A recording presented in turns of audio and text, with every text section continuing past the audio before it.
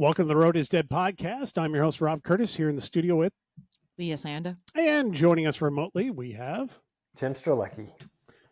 And here we are. Back at it. We haven't had an episode since post grit. I have to mentally think so that I don't call it Intelli. But post grit. And we are. Well, and it was pre. You know, our generation is going to refer to it as intelligentsia. Gen Y is going to refer to it as grit. The new breed. Until it changes names again. Yeah, I think you should just call it the Grit Cup. It meshes the two together. And anything with the word cup at the end of it sounds much more legit. And then in my opinion. Song, The Cup. What? There's a song that just started playing in my head. Never mind. Well, I was thinking about the whole, if you have kids, there's apparently a dance called the Gritty. So every time I hear grit, I think of the Gritty. All I know is that as a parent, you have to say, oh, how is it? How do you do the Gritty? And then you got to do something stupid and your kids get just mortified. Yeah. So, I just learned the word skibbity. I will learn the word delulu. And, One other stupid word that's in our society that's now in the dictionary. I am not. So it's funny. You guys, for those of you watching, this is a podcast where Leah and Rob sit and just answer the group chat that they're in. No, it's not the group chat. I was trying to find that song. I'm sorry. I literally just got this message from Parker's school, and it's. I want to let you know about an ambulance responding to Kimball today with blah blah. You know, I want to make sure no one's dead. You know what I mean?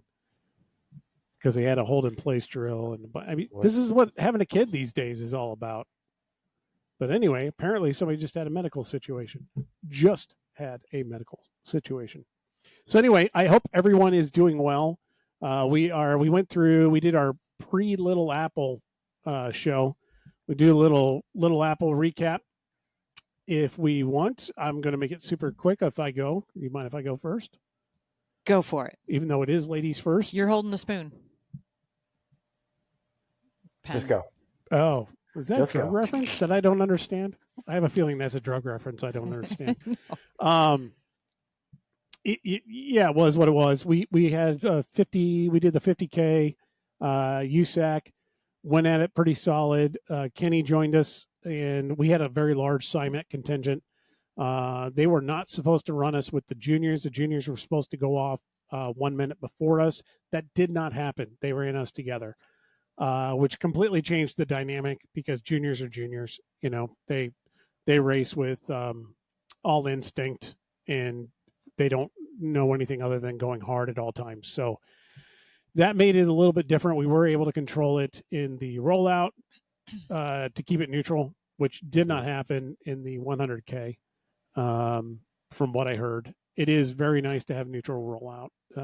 We're all old. It's nice to have a warm up. And then we got onto the gravel. All hell broke loose, but Kenny went to the front and was riding for basically Anthony for the whole race and did a great job. I held in there for as long as I could. I honestly thought we had whittled the group down to nothing. But there were still people there. I was like third or fourth wheel, and we got to the most southernmost turn. It was about 15 miles in, halfway through or so, and I came off in a corner. I went wide, semi-intentionally, and then when I went to go hit the gas to close the gap again, it just was too much for me. And people started coming around, and then mentally I checked out. Because for me, that race has being that close to other riders going that speed on such loose terrain is so mentally taxing for me personally that after a while it's kind of like I'd rather just punch my ticket and get out of the line and stay out of the line because it just mentally I'm fried and I don't want to cause a wreck. In a nutshell.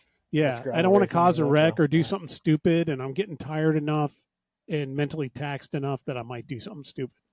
So it was deep enough. We were going fast enough, and Kenny was picking the deep gravel for some reason. And I was I was just floating. Picking the And there were deepest times gravel on 23s. Well, no, he wasn't on 20. He's on what, 30s, maybe Okay. 32s. I think those are 32s. Okay, they're like a they're a road tread. It's a road tire. Nice. But they're 32s. But I actually fixed his gravel bike, so he could race it. Oh, that's right. I remember it was in the shop.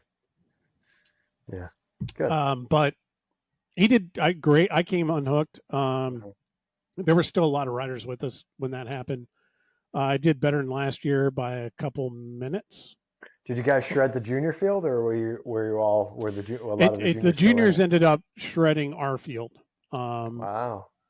And they beat everyone in our field, I believe. But wow. I ended up the top 2 spots were juniors. 7th, 8th overall. Yeah. 10th overall, something like that. So it wasn't too bad. I did most of the rest of the race alone. Kurt got a flat. I tried to stop and help him, and it was pretty apparent. He was like, I'm good, just go. Leah ended up stopping and helping him. But then Kenny got a flat with about, 10 to go? 8 to go? Something like that. Yeah. And I don't remember where Anthony came in, but he was off the podium. Maybe 4th, 5th. He was 5th, yeah. And I got a better time than he did last year. I beat my time last year. It was a good race. I had fun with it. I love how that one's run. I had a great opportunity. I caught 2 riders towards the end of it, literally right when we got back on the pavement. And that set up a little scenario. Another one was another team member of ours, John Mahoney. And while we don't ride a lot together, we've ridden together. And we were able to trade some information about where the finish was. He was uncertain and or couldn't remember, and so we set it up in a way that I ended up exactly where I wanted to be on the last turn. So I was third wheel in that group, and the odd man out was in the middle, and John was leading, and he was going just slow enough that we were able to. It wasn't hurting either one of us. And I was able to sit behind on the wheel of the guy in front of me and just stare at his chain, his cassette, see when he was shifting, because I knew that's when he was jumping. And worked perfectly. He jumped. I was on him and let him do a couple, go through his gear and the next gear.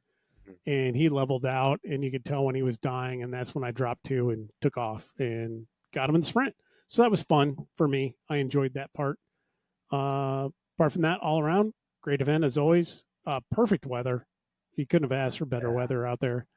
For once, the sun wasn't trying to kill us out there. So it was kind of nice. Oh, it would be brutal out there if we had the weather like we've been having. It was a nice day. It was good weather. Oh, you want me to talk? Yeah, it's your turn. Okay. I don't know if there's really much to say. I went into it having really not ridden my bike the whole week prior to it.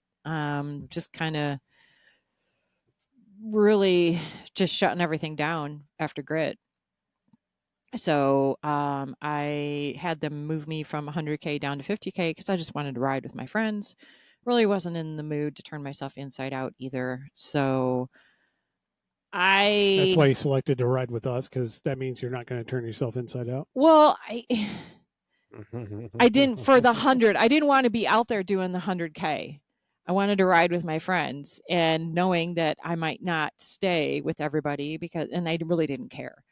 And that's kind of about how my race played out. So I was trying to maintain good position. I was trying to stay out of the way of all the juniors that were kind of jockeying for position. And when one of them was trying to get back in the line, I would open up a spot and let them in. And I was a little bit further back in the line than I probably should have been ideally. But and I was riding moderately comfortably there, kind of working medium hard.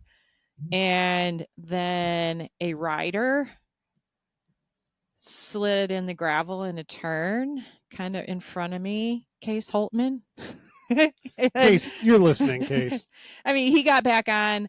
I ended up having to go pretty deep and hard for about a minute to reconnect. And And then I was trying to recover, and I was like trying to decide, do I ride in the gravel in the group in the draft, or do I ride on the grass edge where it was actually smoother, and I was like going just as fast and at the same effort. And so I was kind of back and forth between those two spots. Yeah. And then we crossed a road. It was like a little bit of a hill up, and crossed a road and kept going. And from what I understand, it kind of lit up a little bit after that. Let's start going a little bit harder. And I was just like, I'm done. Like, I didn't even think about it I didn't even think about it. Just like, yeah, no, I don't want to do this anymore. my interest in hurting and suffering at that point was done. So I just sat up and I was like, all right. This is actually awesome, because I was a little nervous riding mixed in with all the juniors. Mm-hmm. And I kind of didn't want to be there anymore, in addition to the fact that I was kind of hurting after having to chase back on. So I was very happy to just sit up and enjoy the day, ride by myself. And then I saw Kurt, and I stopped and I gave him all of my flat repair stuff so that he could get going again. Nice. And then I just kept on riding. And a couple miles later, I saw Kenny pumping up his tire because he had a slow leak. So I stopped and waited for him to get that going. And then he and I just rode in together most of the time, side by side, chit-chatting. So it was Nice. like, I was just happy to be out there riding my bike, honestly. Yeah. And it was fun I had pretty big tires on this year. I had 45s on, and they were absolutely phenomenal. Mm-hmm. Yeah. I've thought about that. I mean, I loved having my 40s on this year, but even though those, I found I was skating around on the top of some sections of gravel. Yeah. I think I would have liked 45s. I take that back. I didn't put the 45s on. I had those Pathfinders. 38s. 38s. I had the 38 Pathfinders on there. I contemplated putting the 45s on, but I didn't.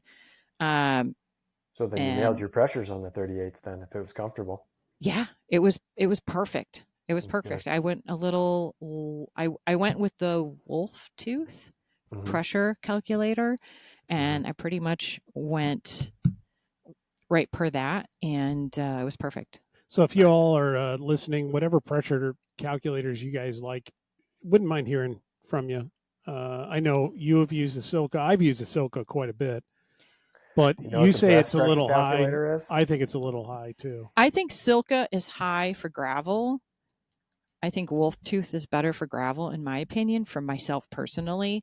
But I think Wolf Tooth is too low for road pressures. That look on Tim's face right now, I know what he's going to say. But go ahead. What are you going to say, Tim? This is the best pressure calculator. Yeah, I knew you were going to do that. Your fingers, that's the best pressure calculator. You ride around, now it's a little too soft.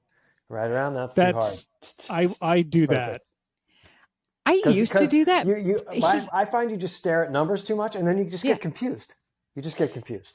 Right, and I will sometimes override. So I hear what you're saying, because sometimes different casings feel different. Oh yeah. Where I'll say, well, this feels way too hard. I know that's what the pressure calculator said, but I actually want to, and I'll go lower and find out that, oh yeah, somebody says that casing on that tire is a lot stiffer, so you tend to want to go lower. And I'm like, well, that makes sense, because that's what my gut instinct was telling me. Yeah, if you took a set of Pathfinders, say in your 38s, or even like the 42 or the 45s, and rode those, you'd be like, oh, this feels one way. But if you took the same comparable tire in like a Challenger or a Vittori, you'd be like, with the same exact pressures on the same rim, you'd be like, whoa, this is way different. Yeah. So yeah, it's personal preference, and I think it's hit or miss, you know. Right. I just think you could. I've been victim of it so many times where, you use a pressure calculator, and then you go ride around. Maybe you have an opportunity before the race starts to get out, if there's some gravel on the course that you could ride, and you're like, no, this is not right. You're skating around, right? So you drop the pressure a little bit, and then you get to the race, and you're like, oh, I'm way too low. It's almost just like, I basically did that. So I was pretty, these are the tires I ride all the time. I have a really good idea where I wanted them to be within a couple PSI. Yeah. and had thought about it quite a bit before I got there. I pumped them up to the pressures that I wanted, and I headed out to warm up with Anthony. And if you go down, it's, for those that know this, know the final stretch. If you go backwards on the final stretch, the last corner, if you go past the last corner, like straight through it, it's gravel. Yeah. So you can get out on the gravel pretty close to the start finish. Yeah. And I went out there and I laid down some power because we were warmed up at that point. Laid down some power, rode on it, and kind of felt how it felt. And I didn't like it. I wanted to drop just a little bit more. So I took a tiny bit out and rode. And then I felt like I was just dragging through the gravel. Yeah. And I was like, okay, I need to go back and put like another PSI in there or something. Yeah. So I put a little bit more pressure in there, and it felt fast on the gravel, but it was skatey. If I would have had just a tiny bit, I mean, like in between those two, I would have been almost perfect. Yeah, you got to think like if you're pre-riding, you're not going fast, you're not going race speed, and if you take, you might take a little PSI out, and it'll feel nice at low speeds. But when you're going faster, now you're risking punctures, you're risking a bunch of other things. And I think with that gravel out there, no matter what tire you ride, you're gonna skate. You're going to skate, and that's just something you have to get used to. On the straightaways, you got to get used to, the sides of any gravel road are usually compact. When you go through the middle, you're going to float because it's deep. So if you keep and that if in the front of your road's mind, crowned, I find that it kind of tends to want to walk you toward the outside edge. Yeah, I mean, it's just the nature of gravel. You're going to float no matter what surface you're on. Right. The thing, sans tarmac. Thing that killed me was with so we had Kenny on the front, and he's just so damn strong. He rode his bike from home down to the race, raced the race, then turned around and rode back. And it was 120 miles or something like that. 160 miles for the 160. Day. That's almost 200-mile day. Yeah. Yeah. And he accidentally made the wrong turn in Joliet and ended up in Plainfield and ended up riding. Wait. Got on Highway 126, got onto Interstate 55 from 126 until he got off at Weber Road. Jesus, that's ballsy. At that hour of the morning, too. Jesus.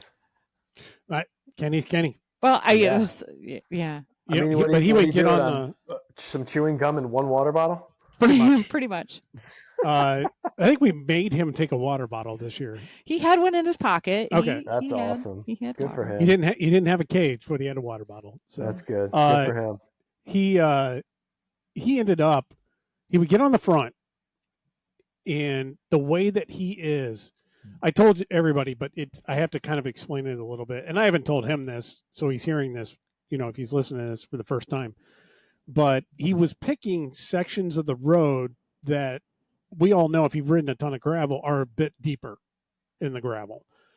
You've got the two channels that kind of tend to run where the cars run, and those tend to be easier riding. And then somewhere between that, like the right-hand channel and the center of the road, he was just left of that channel most of that time. So he was just in like probably some of the deepest stuff out there. And his way I want to say as a roadie, but as his way of his riding style, way of handling when it would get deeper, is he'd put the power down because he's on narrower tires. I'm sure he was sinking into some of it or was trying to grab them a little bit. And the really effective way of getting over what he was getting over is just to put the power down and just to power through it. And he was doing that. And it was just tearing the hell out of me. Having ridden with him enough, I know that he will always be trying to anticipate where everybody behind him is going to be and trying to accommodate for that. But it's a little different because not only do you have wind, you also have the where the gravel is. And so, I mean, you could have said something if you wanted him to move. I could not have 3 inches to the right or to the left. I want to officially move right. It's 2 words. You can. I want to officially go on record as saying the closest I got to him was third wheel back. Well, you could still 2 riders back, and I did not have enough breath to yell anything that could have been understood by him. Shout loud enough so the guy in front of you can hear it, and then he can relay. Anthony. Well, it was Anthony, and Anthony was Anthony wasn't going to communicate anything up because he was like, "Oh, this is great. Kenny's doing great. I love this. I love every minute of it. I don't want to correct anything." So, and it's not correcting, as we all know. It's just, it would be a little bit easier for me personally if you rode a little bit over to the right.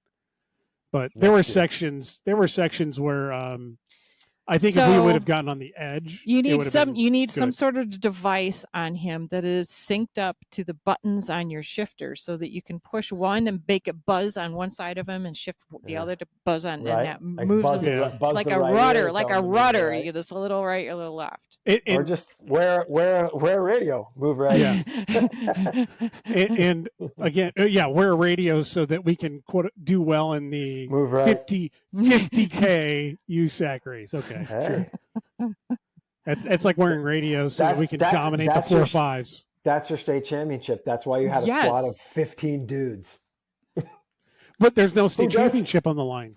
Not for the 50K. Not for the 50K. No, yeah, but still, it's your quote unquote state championship. Yeah, true. But but it's it does not matter what I think, because I'm the schmuck that came off at 15 miles in. Yeah. And still ended up it was 10th place. I did go and look it up. I did end up 10th. Yeah. So. Hey, going back to what you were talking about with skating through the turns, when that starts to happen and you realize like that's kind of how the course is, like every, there's however many turns and then there's, a bunch of turns still to come. Try to steer with your ass like you do in cyclocross. Mm-hmm. Kind of just, and then it'll loosen that squirm out of the front. And you'll feel like you have more control. Interesting. Right. I will say that all the skating that we were doing, because we were just so hard on it, and you tend to, for me, I seem to get more forward on the bike when I'm going that hard. You're on the nose of the saddle. You're in your drops, and you're just getting closer and closer and closer to the front of the bike. And I had to force myself back over the back of my saddle to plant my rear wheel. More than once. Yep. There were so many times where it was every pedal stroke I was like fishtailing, and it's like I need to get my weight back just so that I got some traction here. But yeah, I mean that's kind of like going hard in a thick, heavy, chunky gravel race is like doing a muddy cyclocross.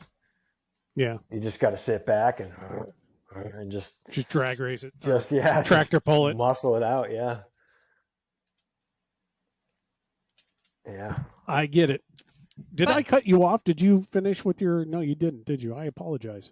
There was nothing else to say. I just said we rode in. Kenny and I rode in, chit chatting the rest of the way, and spent the afternoon hanging out at the post race hangout thingy, which was nice. Except the tacos were a little on the dry side, and I was super hungry. I went to McDonald's and I ate a quarter pounder with cheese. Nobody likes a dry taco. We'll leave that one there. We'll leave that one there. Put that out in the universe. Somebody go catch it. I will say that I will go on record just saying I did not laugh audibly at that. I saw it written all over your face. And you snorted. That's all I got to say. Yeah. How do we know? Maybe it was you that snorted. No. I don't always joke, but when I do. I can appreciate it. Yeah, so that was what a great race. What a great gravel event. It is. I've done it a few times. It's good. The vibe is good. It brings out some good out of state talent too. Yes. Kudos to Rick and the crew. I did we do my number? We didn't talk about my number. They messed up. So you can get your own number plate. You can get your own number plate printed, and you got to put in your name and some stuff, and I put one in. I can't even remember what I put in, but it was definitely a name. And apparently they messed up the printing. The printer did. So I don't know what that meant, or that's what they want you to believe. Yeah. And all I know is that I walked up to register, and it was Tony's wife was there, and it took her a second, and she goes, "Wait, what's your name again?" And I was like, "It's Rob Curtis," and she goes, "Oh, I got a special number for you. Hold on." Yeah. And she went over and grabbed a number plate and handed it to me, and it said number 1, and underneath it said the name that I had printed was Slut. So I was a number 1 slut. Yeah. in that race. Yeah. And that came repeating back to me because Tim Ratcliffe was our official on the event, and he was doing the finishes, and they did not have a camera there, or they were running like their own phones and stuff like that. And so he went to great lengths to tell Sounds every like an field ADR race.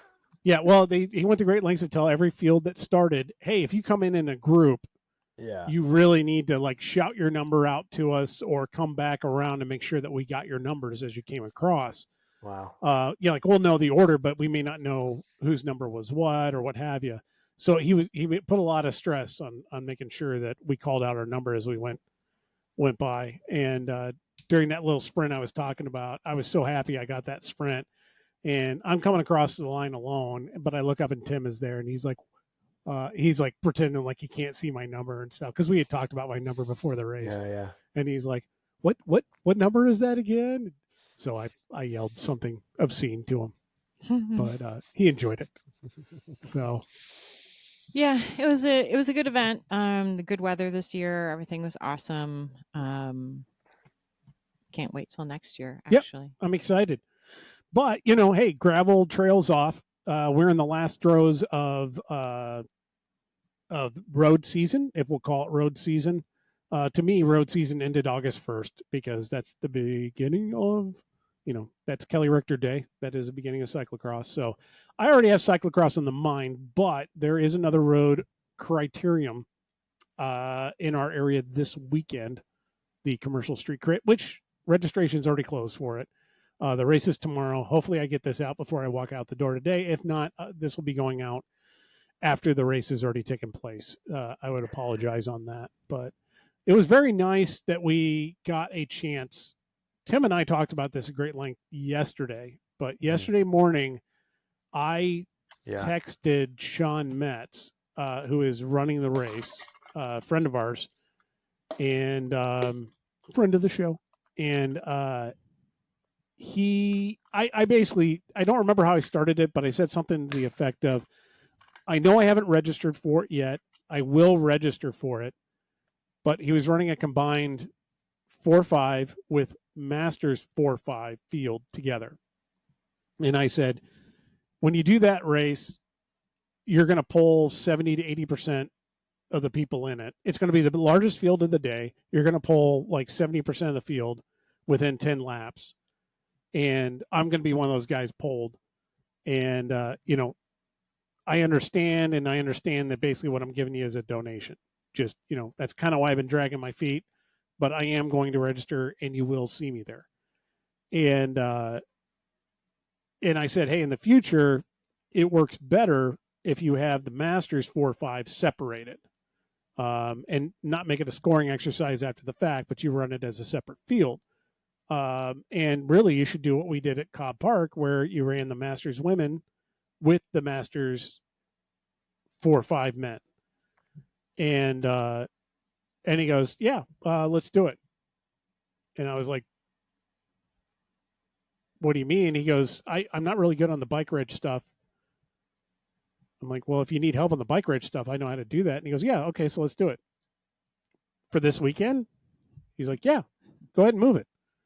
So I got in and I sent the emails to all the participants, did all the communication, let them all know, and we were able to separate that out. So now we have the men's 35 plus. I don't even want to say men's because it's not technically a men's field. It's a category 4-5, 35 plus race that is not designated as women's. So, and that is being run at the same time as the women's Masters 1-2-3 and women's Masters 4-5. So, on course at the same time, two separate races. And we've talked about this combination before. I want to come back to it. It's such a great combination. I absolutely love and adore it. And we got a lot of people to switch over. I think that field now combined, we're looking at like 30 people out on course during that time slot. Yeah. So it'll be fun. It's popular. It's going to be faster than the last one we did. That's for damn sure. But we had talked about it, and What was the last one you guys did? Cobb Park? Cobb Park was that combination, and it was a lot of fun. It won't be faster. This is 8 turns. I think it will be, though, because there's more people in it that want to push it, I think. We're getting some of those fast guys that happen to be older and now just want to enter it.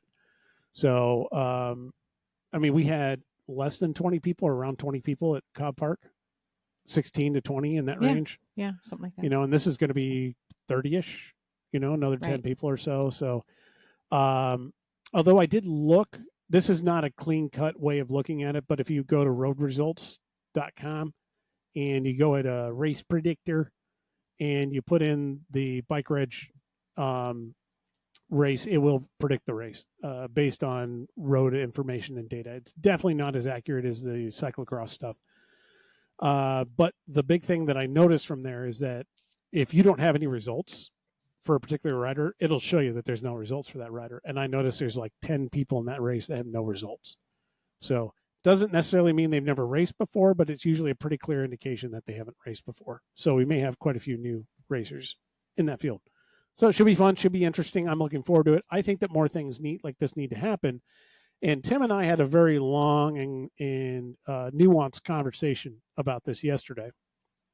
And not an argument at all by any means.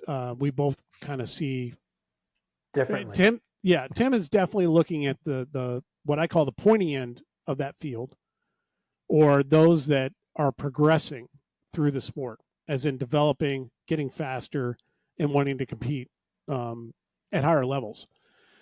Meanwhile, I always talk about the what's the term when you don't use something, it atrophies. There you go.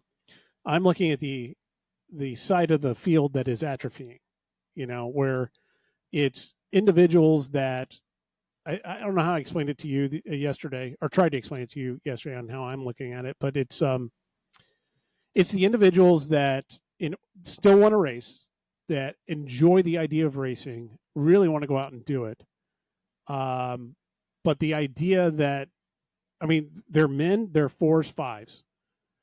So if they're going to enter the category that they are required to enter, which is either going to be a 4s race, a 5s race, or a masters race, they are going to get their doors blown off, and they're going to pay $70. And, you know, if they're doing grit, they're paying $70 for it.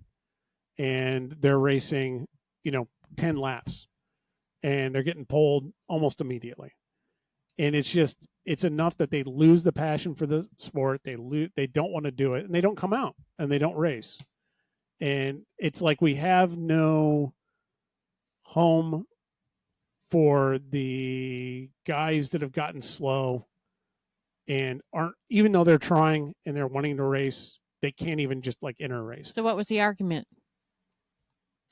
Well, I said it wasn't an argument. I see it. It was a discussion. Tim's sitting there. I can't say what, you know, I can't say. I mean, I could say it, but I'm gonna come off like the elitist dickhead. Well, but that's fine. You know, like, why are you out there? Yeah, I get it. Why are you paying to go in circles when you could just do that with your local group ride and get the same sensations? Because pinning a number on, being in a field, what the hell is this? Is this what he's doing today? Yes. He did 110 miles. Kenny did 110 miles today because, you know, why not? He's got like 1,000 miles this week, you know. Because I'll ask anybody who's ever raced, if you're listening to this right now, if you've raced on the road, hopefully you're not driving, close your eyes and envision that feeling, being in a pack, going race speed, the sounds, the you know, the motions, the seeing the pack move, and seeing riders coming around and doing the churning of turning the field over, and feeling like you're a part of it. And that is the part of racing that so many people love, and love that feeling, regardless of where they end up in the final, if you're paying the money to go in and you don't get to do that anymore, then you stop doing it. When you somehow find a way, because I'll be honest, there are definitely other fields during the day where participation is very low and the discrepancy in ability is huge. And those riders that are on the very slow end of it are encouraged to stay in there and to keep going and to finish out their race. Because they can do it safely because there's not a lot of riders out there. As men in the age groups that we're talking about, you can't do that because there's too many riders out there and it's not safe. So if you happen to be on the low end of the discrepancy in talent, which is a vast majority of those individuals, myself included, you don't get the opportunity to develop or to run at speed. So to your point, why not just go and race or ride fast with some friends? We all know you will never go as hard or as fast as you will in a race if you're outside of it. You might. You have the mentality to be able to train at that level. Devil's advocate. You could go that fast in a group of friends that you ride with all the time because you're comfortable with them. Now you stick that dude in a race around a bunch of people that he's not comfortable riding around and doesn't know their mannerisms, and he's spooked. Yeah, I mean, same. It's the same thing. I mean, we could go back and forth at this all day. Yeah. It's just you're gonna have dudes that are 4 or 5s that want to progress and they'll go do their thing, and then you're gonna have lifers that don't want to progress, don't want to cat up, don't want to do anything, enjoy the way that they race, and they're going to be there for forever, or they're just going to leave the sport and go race gravel. The issue isn't if you had these individuals and all they did was race against the same individuals that were of remotely the same, variation in ability, basically where everybody in there was actually a Cat 4 and a Cat 5. It would be okay, and everybody would have fun, and they would race it. The problem is, everyone that enters the sport comes through the 4 or 5 ranks, even if they have the engine of a pro. They come through that, and at any given time, there is a good 10 to 15% of the pointy end of a 4 or 5 race that has the motor to be in a 1, 2, 3 race. They're definitely 3s at least. They just don't have the points and the time yet to be through into their upgrade. And so every single time you toe the line, you're basically racing with, what are in essence some of the top motor-wise can be some very fast people. Every time that you race, that's what knocks the doors off. So it's like we were saying yesterday, the way I started to see this is it's easy to manage the upside of that field. You can look at the field and you can say, this rider, they should be a Cat 3 and make them a Cat 3. What's really hard to do is to manage the back end of it and to say, well, these riders need to have their thing. And I know we talked about like 4+ and 4- 4A, 4B, being able to have another race that is just all those at the back end of the spectrum.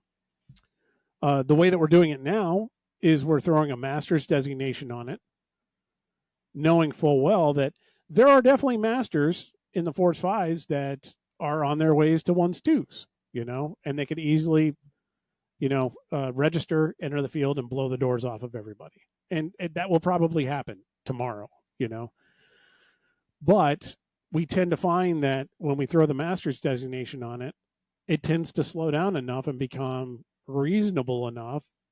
And we're still 4s, 5s, so the speeds tend to be reasonable enough that it's actually interesting and fun to race in. So we hit this years ago. We talked about this.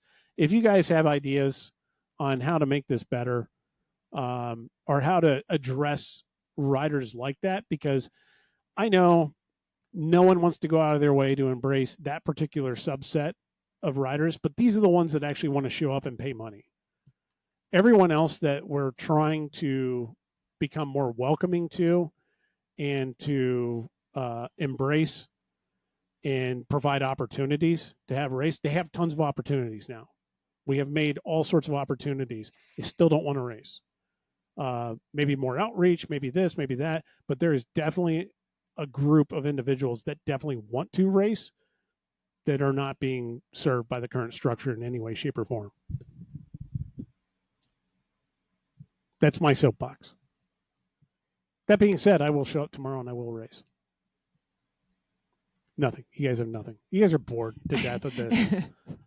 No, there's nothing you can do about it. It's the nature of our category system and how it works, and it needs to be somehow revised.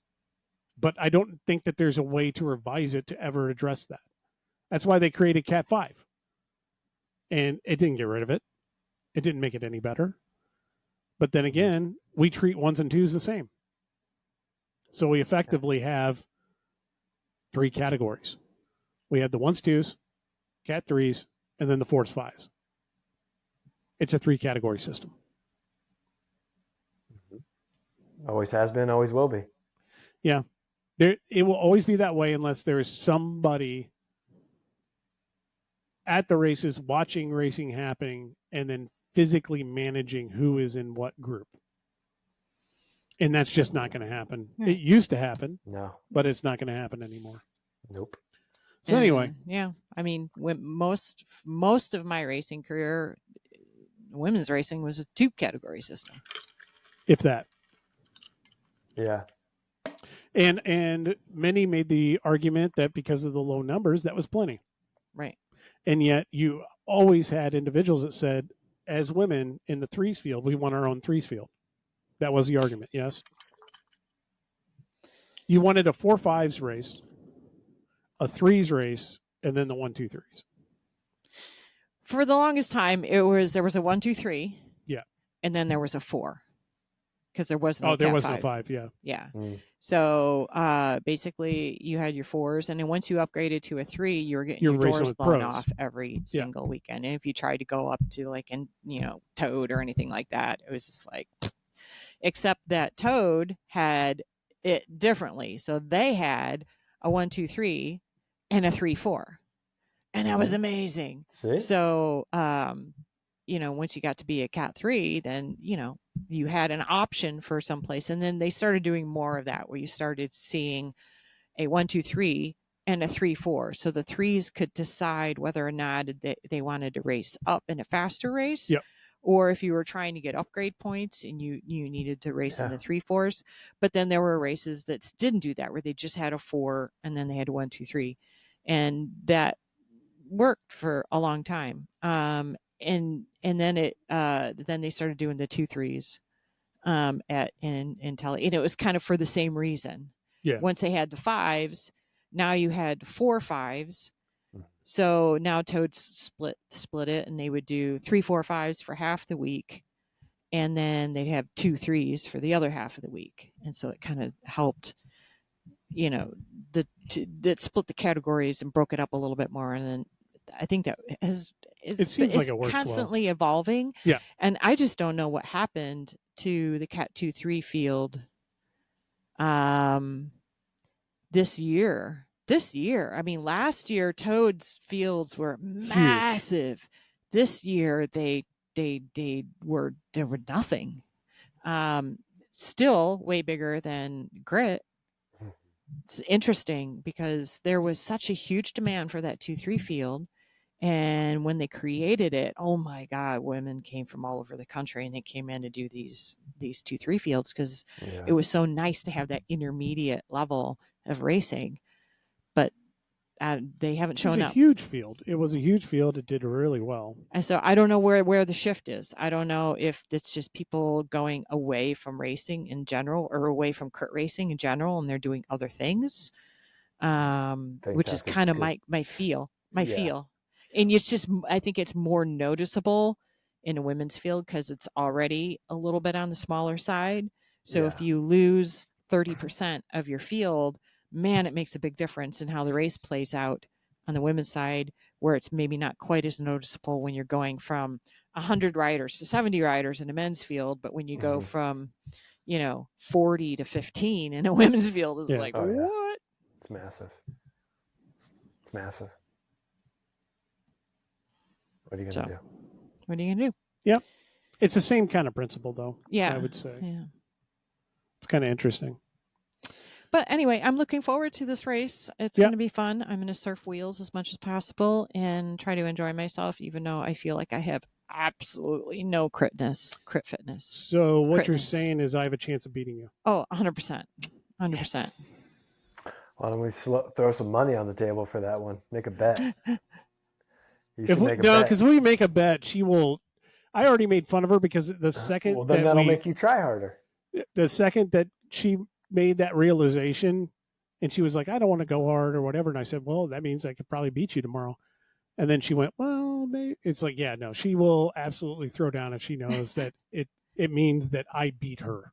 I think you care about this a lot more than I think you care about it a lot more than you realize. I think you both care about it equally.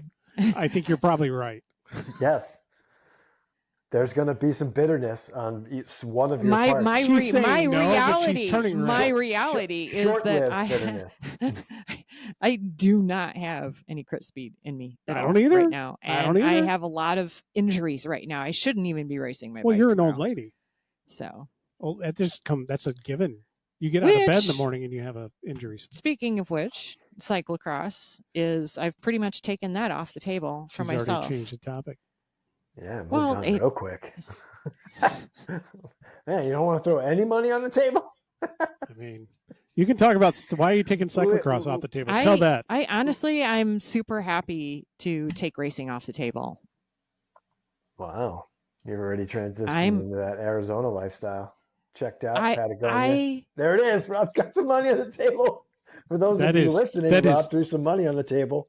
3 whole American dollars. Yep. See, you know what this is going to do? This is going to be Leah sitting up on the first lap and just proving my point. That's because it's $3. Why don't you sit in the back, tail gun it, and then just beat him in a sprint? Or put him in a curb. Put him in a curb. Don't put me in a curb. I'm going to leave for literally $3. Someone $3 curb. $3. She's eyeing it. I could see it. She is eyeing it. She's like $3, huh? Look, you we'll put $3 more write in there, something. $6. That's a coffee. We'll write something on here to denote that it was for this purpose. Yeah. So whoever wins that $3. Damn. Are you going to match? Are you going to match it? You're going to match the $3? Serious? Are you seriously going to match $3? $3. Throw it down right now. Let's put 3,000 down on the table. No, because I can't do that. To make it worth your while. I'm not going to do that. If you put 3,000 down, I will find a new level of courteousness.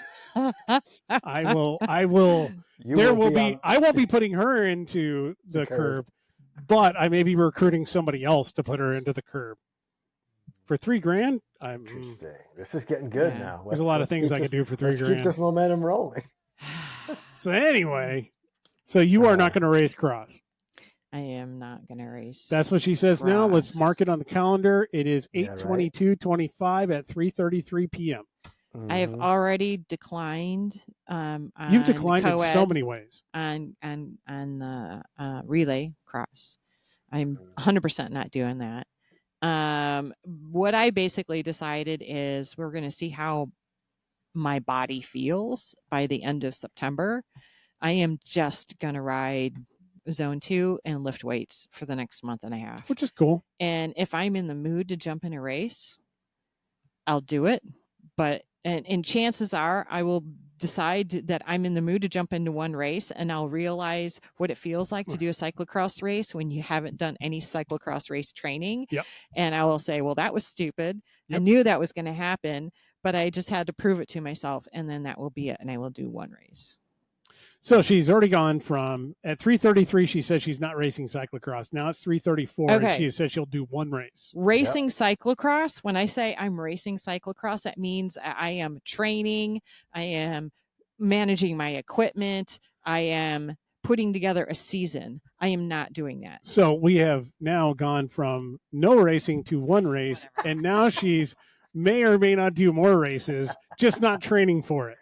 Yeah, I've been there. You're obviously trying to push my buttons. No. Push away. I don't care. Yeah. Anyway, if you truly don't race cyclocross, we will definitely miss you. Put some money on that. Honestly, my only struggle with this is feeling guilty. I don't know if guilty is the right word for it. Well, you should feel guilty. Because everybody's going to be like, "Why aren't you racing? You've gone. I don't want to have to answer this question every goddamn day to people about why I'm not racing." And I did it. But it's just you get it, right? I did it when I didn't race. You know what my answer was? I don't feel like it. Right. I'm like, I don't feel like it. I don't feel like it. For mental and physical reasons, whatever. I know. I just don't want to have to make that explanation because then I feel like I should be. It's like, how can you not race? That's because you feel guilty about it. I do. Why do you feel guilty? Why do I feel guilty about it? That's stupid. I don't know. You shouldn't feel guilty at all. At all. Cue me now going, why aren't you going to race this year? What people think is none of your business. Let them think what they want to think. The person that gives me the most shit about making decisions that are for my best interest is him. That guy. I don't know what you're talking about. That guy right there. That guy. Like what? Like I sit there and go, why are you not doing whatever? You should really do that. Paulie peer pressure. Sounds like me. Anyway, so I am going to race cross, though. I'm going to race as much cross as I theoretically can. I have a slightly different approach in that I'm going to train, but just train in a way to make sure I don't get hurt. And, try to dial some stuff in, see if I have the ability to do some serious efforts here and there. And I'm going to slowly work into the cross season. So the beginning of the season is going to be filled with a lot of piss poor results. I can tell you that right now. So, but I am going to go up and try some of the Wisconsin stuff on the early end because I do want to do the 50 plus 4.5 stuff.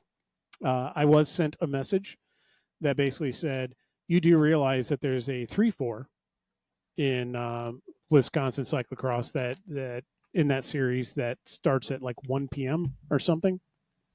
Mm-hmm. And theoretically, I might try one or two of those. I don't know. It just depends on how this all goes. I really don't even know how many times I'm going to get up there. But he'll go try. We talked about this yesterday. I asked you about that. Going back to what we were talking about earlier, you'll race up in cyclocross, but you won't race up in the road. Yes, absolutely, because in cyclocross, I am racing the course, and the person in front of me and the person behind me. You're always racing the course on whatever course you're on. Yeah, but I am no matter what bike testing. But in cyclocross, I am testing my talent and skill against the specific course, and my specific skill set for riding that course. Crits are crits. Turns are turns. Sure, at some level, you're testing your ability and talent to be able to do that. But once you get the turn, lather, rinse, repeat, there's not much to it. It's different doing it in the field versus doing it alone. And if you don't have the speed, you're basically doing it alone. So you're racing in cross, you're racing to do your best effort on your given day like a triathlete. Damn. She's doing that on purpose. That's a good one. Why are you not racing again? Damn, sick burn. Oh, fuck.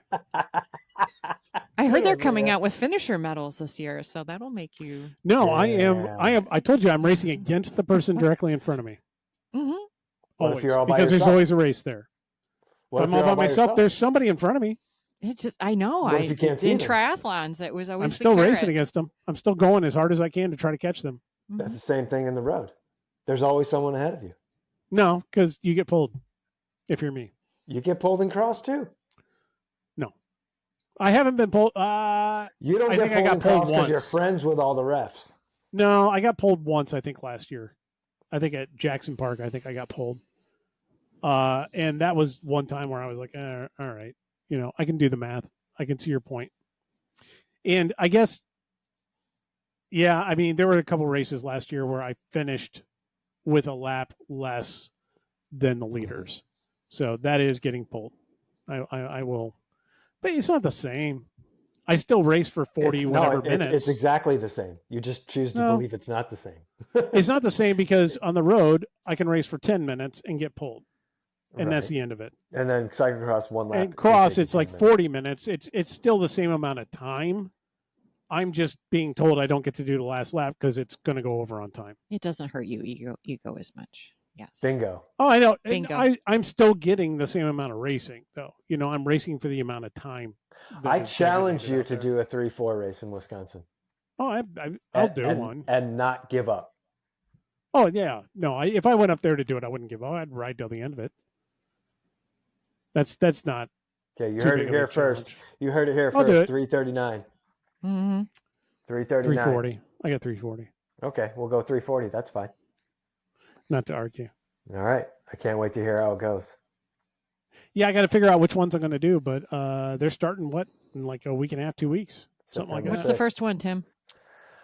The first one is it's a new one.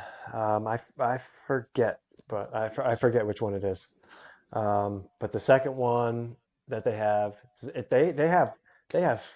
20, 21 races. No, 20 on their schedule. Like 4 of them are non-series, so your treks and stuff like that aren't series races, but they have like 17 races. So first one September 6th, and it's the Flyover Silver Creek. Flyover, that one is great. That course is awesome. That course is really, really good. I will say this: if you can't climb a short, like 20% hill, don't even bother going. Because it's a killer. It is. What's the one that everyone does once and saes they'll never go and do again? Is it Hillbill or something? It's hard. No, Hillbill's not in the series anymore. I did Hillbill once. Hillbill was just a death march. Yeah. Like okay. It's basically we're going to start at the bottom of this hill. We're going to ride you all the way up this ridiculously steep grade, have you come all the way down, and then do it again. It was so hard. I flatted there on like lap 3. I remember that. And I left my pit bike in the car, and I just went to the car. And and that's it. Went home. Yep. Was so mad that my pit bike was in the car. But yeah, it was super hard. It was like it was almost too hard for the majority, They have 6 races before we have our first CCC race. Yeah, so you can go do that and by the time our CCC comes, you can be ripping. Mm-hmm. So that's what I love about that. That's double weekends. There's a few double weekends in there. Yeah, well, the majority, I think a lot of their series is double weekends. That's how they get so many races in. But they have a lot more teams and clubs that are willing to lend a hand and go through the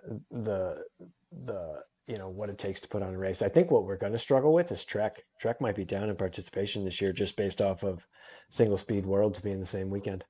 Is it the same weekend? Mm-hmm. Yep. I don't know, man. It's the turnout for Single Speed Worlds wasn't that great last year, was it? I don't pay attention to it. I had mild interest in going and seeing it, and then I don't think it's going to get the draw when it's in the Midwest like it would get in the Pacific Northwest. Oh yeah, those everybody up there is dedicated to being weird. Portland, Sacramento, San Fran, that area it's nuts. But yeah, 6 times before the CCC starts, and then goes on like a month break, and then fires. Well, you got Trek. Yeah. Are you doing Inglewood and King's Cross? And I don't know if I fit Kings in. I'd love to do Kings again. It was such a great experience last year. Inglewood, I could see doing. Since they were early in the season last year. And I kept checking like registrations, and I'm like, okay, and it never got above like 6, and I'm like, I'm not driving 2.5 hours to race 6 dudes. I'm just not doing it. Mm-hmm. So I waited, and I think I raced their I don't know what race I raced. I think the race I started with last year was the second race of their series this year, which is good. It's a good one. It's challenging. A reminder, they do have regional cyclocross championships. That is right. Saturday, November 1st. So that'll be the day before Campton. Is that Kern? For the CCC. Kern, it's something like that? It's the Kringle Cross. Kringle Cross, yeah. At the Gun Club or whatever in Waukesha. Yeah, that's a Hampshire Cycle Club's putting it on. That's the first one I did up there last year. And it's an interesting course. It's a very hard course. There's a lot of climbing to it. Not a lot of climbing. It's just a constant climb all the way out and a constant descent all the way back. So it's kind of interesting. But, you know, if you're good at cross, you could do really well there. It'd be okay for regionals. It's going to be interesting to see. You know, they have a good mixed bag of course dynamics within their series. You know, they have really, really hard ones and they have really, really kind of mundane and easy ones. Yeah. But they're all different, which is cool. Well, I mean, they're all in Wisconsin, so everybody's drunk when they design them. Well, kudos. That's not really a shot fired, because they make good courses. They do. They make really good courses. I know they hate us, so you know I got to throw a grenade every now and then. Not really much of a grade. You think they do hate us? Why do they hate us? Yeah, the average Wisconsinite despises figs. Are you just talking about Wisconsin in general? In general. Population? Oh, yes. Yeah.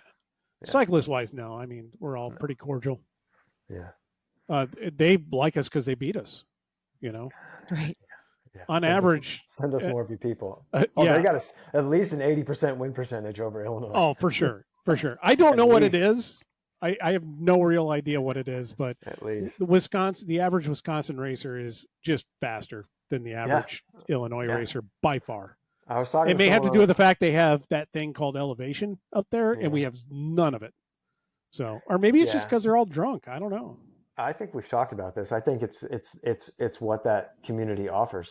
You know. Yeah. I mean, look at it. They have a community, a cyclocross community wide designated practice schedule of like 7 or 8, you know, practices that legit like course setup, everything, skills clinics that they put on. We don't have anything like that. We do, but it's just organically happening. Hidden. Yeah, hidden. Yeah, it's not like announced and like, come here, we want you, we want to teach you, we want the community to be together. It's just like this group's going to go here, this group's going to go here, this group just lives at Cricket Hill, whatever. Yeah. Basically, in the state of Illinois, you have Cricket Hill and then everything else. Yeah. Or you just do your own thing. Yeah. I don't know. I was going to say it's disappointing that for some people that's all they got, but really, if you're in the city, where are you going to go? You know? You're not. You're not. I mean, it's a great venue to practice at. I mean, it's got a little bit of everything. It's just as long as they don't destroy it and as long as it sticks around. Not that I want to, you know, I don't think it's wish anything bad on that.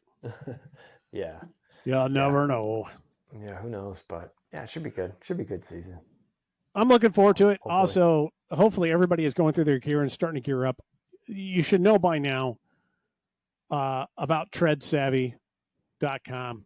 All one word, TREADSAVV, 2 V's, .com.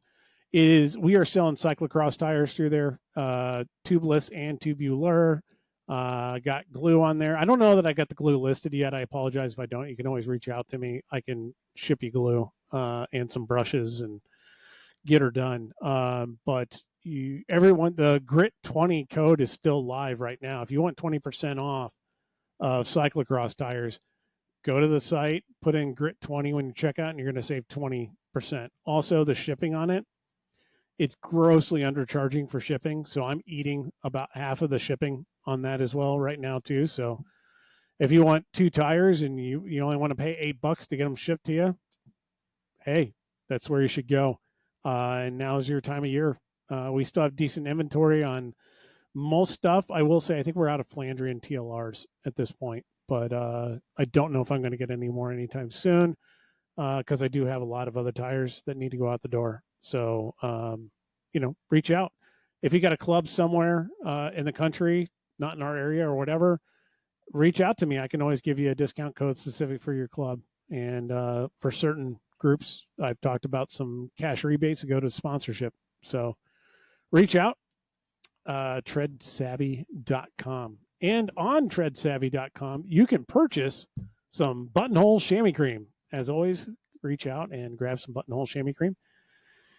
And what else? Cymet wheels, always. You can always go there, send us a love note, and we can help you out with some wheels, get them fixed or fix wheels for you, build some new ones for you, and go visit your local shops, buy as much as you can from them.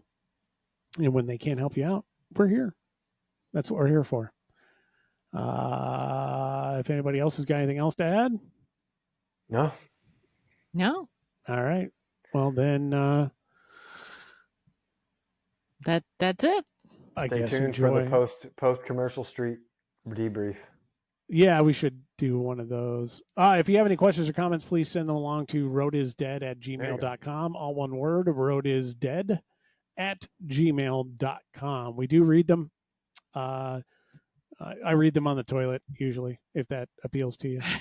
Maybe it doesn't. I don't know. And then we all come out, we look at them, and then we point and we laugh. So, got that going for you. No, seriously, we'd love to hear from you. We've had a lot of really good ideas from people that have written in, and we'd like to continue doing that. I'd like to hear everybody's input. So if you have any ideas about any of the stuff we talked about, from how to do the category situations or how to change races to be more appealing, or draw a larger group to cyclocross, or anything to do with preparation or races or whatever, please feel free to reach out, roadisdead@gmail.com. Outside of that, thank you much for joining us, and enjoy the ride.